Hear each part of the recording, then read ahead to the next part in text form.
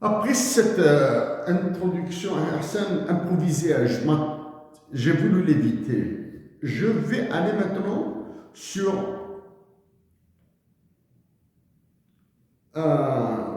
des mots plus simples à comprendre par nos compatriotes.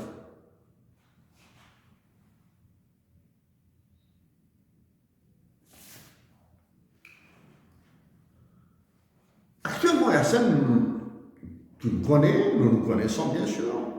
Actuellement, à la minute où je te parle, ma tête, j'ai l'impression qu'il y a une tornade.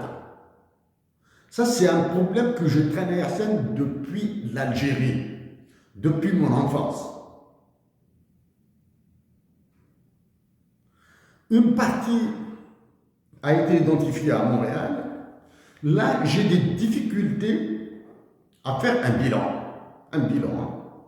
Dans ma tête, Hassan, il y a des moments où j'ai envie de dire 5 phrases à la fois.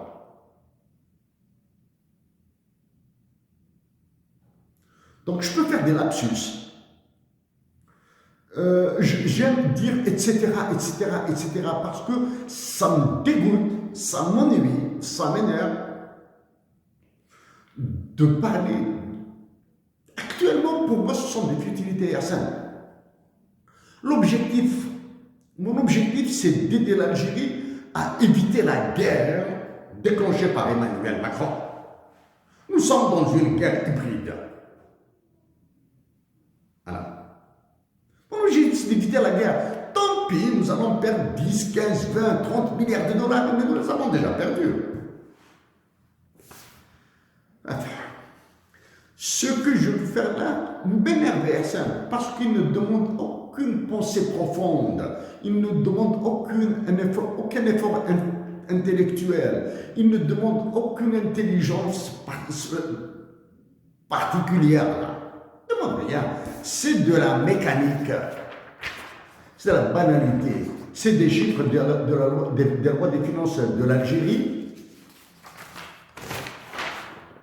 Ce sont des chiffres d'Eurostat, de l'Union européenne, que je manipule. Il n'y a rien d'intelligent, il n'y a aucun effort de pensée. Mais il y a des leçons à tirer.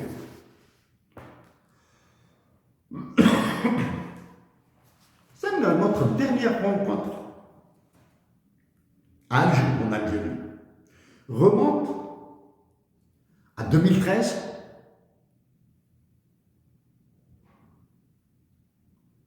2013, je me souviens.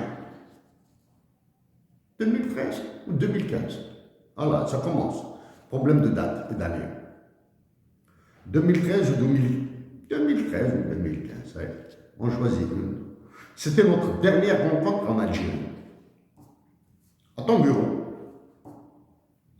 La dernière pige que j'ai signée pour Maghreb émergent, c'était l'Algérie entre le baril et la jarre. En 2024, l'Algérie est sur un baril, est assise sur un baril explosif. L'Algérie est en train de casser toutes ses jarres. Voilà.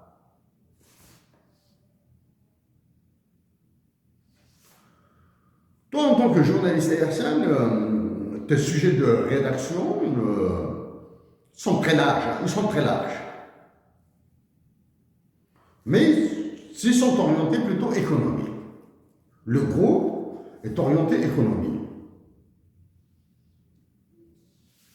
Le massacre de l'Algérie est en cours. Il a commencé depuis longtemps, bien sûr. Ton incarcération est une variable centrale dans les équilibres internationaux de l'Algérie. Ton incarcération est une variable centrale dans les équilibres internationaux de l'Algérie. Pourquoi elle est centrale? Parce que c'est une valeur, c'est une vie humaine qui est utilisée dans des vies financières, dans des contrats. Ça, c'est le premier élément. Deuxième élément, à l'intérieur de l'Algérie, à l'intérieur, tu es devenu une équation très difficile à résoudre.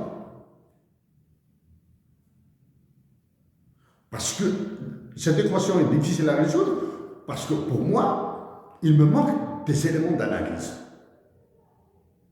Je n'ai aucune gauche profonde en Algérie. Aucune, absolument aucune.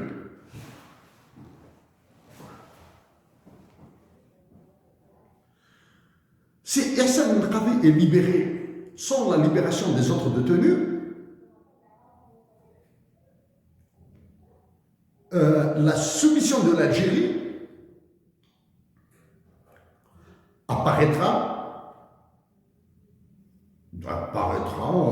sera comprise même par un enfant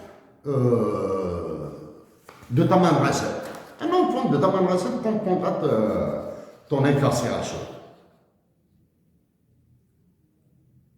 L'autre cas,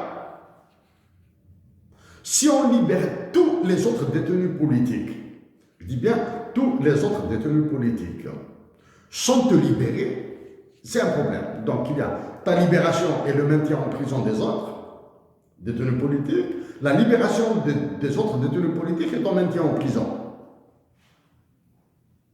C'est une équation extrêmement difficile à résoudre. Pourquoi? Parce qu'au niveau,